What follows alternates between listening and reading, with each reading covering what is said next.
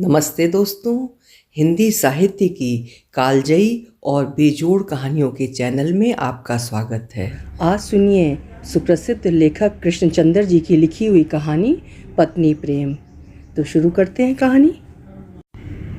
मान्यवर संपादक जी, क्षमा चाहता हूँ कि इस बार आपके दीपावली अंक के लिए लेख न भेज सका।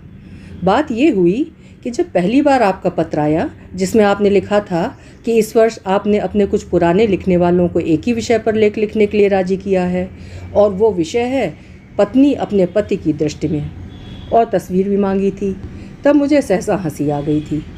संयोग से मेरी पत्नी भी उस समय मेरी कुर्सी के पीछे खड़ी मेरे पत्रों की निगरानी कर रही थी, क्योंकि मुझे डाक से प्रायः लड़कियों के पत्र आते रहते हैं, इसलिए पत्नी द्वारा पत्रों की देखभाल से मेरे लिए जान बचानी मुश्किल हो जाती है। खैर, वो एक अलग विषय है, उस पर कभी अवकाश मिलने पर बात होगी। इस समय तो मैं आपको ये बता रहा था कि आपका पत्र पढ़कर मुझे सहसा हंसी आ गई। तब मेरी पत्नी ने पूछा, क्यों हंसे? मैंने कहा, ये एक संपादक महाशय हैं जो पत्नी पर पति की दृष्टि से एक लेख मांगते हैं और तस्वीर भी चाहते हैं। किसकी पत्नी पर किसके पति की दृष्टि से लेख मांगते हैं? उसने तुरंत पूछा। मैंने कहा, यदि किसी दूसरे की पत्नी पर लेख मांगा होता जब तो तुम तुरंत लिख देते। वो बीच में ही बात काट कर बोली, जरा ठहरो, मुन्ना रो रहा है, मैं उसको 2 तमाचे लगाकर अभी आकर तुमसे बात करती हूँ। जब वो वापस आई तो मैंने कुर्सी जरा परे खिसका ली। वो बोली, हाँ अब बताओ। मैंने कहा, वास्तव में मुझे तुम पर एक लेख लिखना है अपने दृष्टिकोण से। इसलिए मैं हंस रहा था कि ये भले मानस संपादक इतना भी नहीं जानते कि विवाह के बाद पति का दृष्टिकोण भी वही हो जाता है जो पत्नी का होता है। अलबत्ता विवाह के पहले पति का एक दृष्टिकोण होता है, लेकिन विवाह के बाद प्रायः समाप्त हो जाता है, केवल दृष्टिकोण रह जाता है। कुछ समय के बाद दृष्टि भी चली जाती है और केवल कोण ही कोण रह जाता है। मेरी पत्नी ने बड़ी गंभीरता से पूछा, क्या ये संपादक महोदय कुंवारे हैं? मैंने आश्चर्य से पूछा, तुमने कैसे जाना? उसने मेरे प्रश्न का उत्तर न दिया। बोली, शक्ल सूरत कैसी है? देखने में तो अच्छा है, लेकिन कमाता क्या है? वो मेरी बात अनसुनी करके बोली, 300 रुपये मिलते हैं। तो बहुत हुए, तुमने तो किसी महीने मुझे 250 रुपये भी ला के नहीं दिए। तुम अपनी लड़की के विवाह की बात उससे क्यों नहीं करते? भली मानस, मैंने चकित होकर कहा, वो लेख मांग रहा है, मैं उसे अपनी लड़की दे दूं? इस तरह से तो साल में 3-3 बार विशेषांक निकाल लेगा। मजाक मत करो, वो गुस्से से बोली, घर में जवान जहां लड़की कुंवारी बैठी है और तुम्हें उसकी सुधि नहीं है। जब देखो बेकार कलम चलाया करते हो, मेरे तो भाग्य ही फूटे हैं। और वो अपने आंसू पोंछते हुए मेरे कमरे से बाहर चली गई। 2-3 दिन तक मेरा मूड भी बिगड़ा रहा। कई बार आपका लेख लिखने को बैठा पर कलम चली ही नहीं। चौथे दिन आपकी सहायक संपादिका मुझसे लेख मांगने आ गई। मेरी समझ में ये बात नहीं आती कि जब आप एक नौजवान और सुंदर लड़की को सहायक संपादिका रखते हैं तो उसे विवाहित लेखकों के घर क्यों भेजते हैं और लिपस्टिक, पाउडर आदि से सुसज्जित करके क्यों भेजते हैं? आपकी असिस्टेंट ने गहरे ऊदे रंग की कांजीवरम की बढ़िया साड़ी पहन रखी थी। हाथ में शांति निकेतन का चमड़े का बैग था, कानों में पुखराज के बुंदे थे। आप उसको वेतन क्या देते हैं? मैंने लेख तो नहीं लिखा था, इसलिए वो काफ़ी समय तक मेरे पास बैठी रही और मैं बहुत देर तक उसका हाथ अपने हाथ में लेकर उसके भाग्य की लकीरें देखता रहा।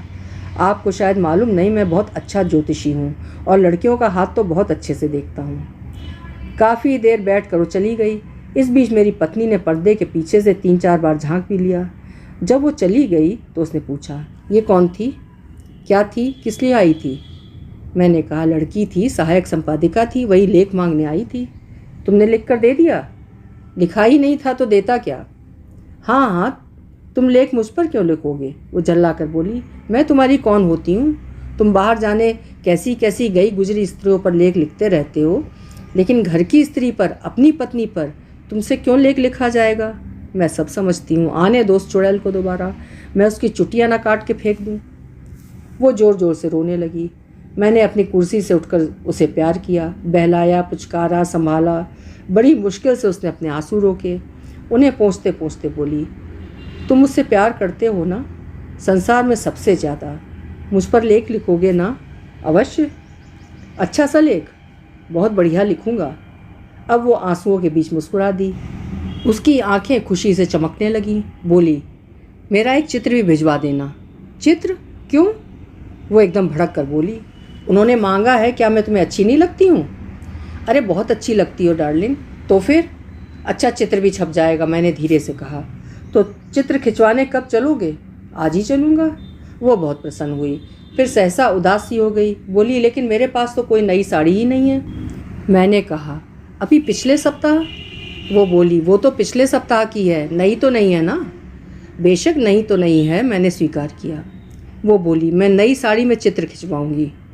मैंने उसे टालने के अभिप्राय से कहा, इतना टंटा क्यों करती हो? वो अपना पुराना चित्र भेज दो ना, जो बनारसी साड़ी में है। वाह, वो तो विवाह का चित्र है, 22 वर्ष हो गए, तुम भी क्या बात करते हो? मैंने कहा, अच्छा तो बाज़ार से 17.5 रुपये की वायल की साड़ी ले लेंगे, फूलदार वायल की बहुत बढ़िया साड़ियाँ आई हैं।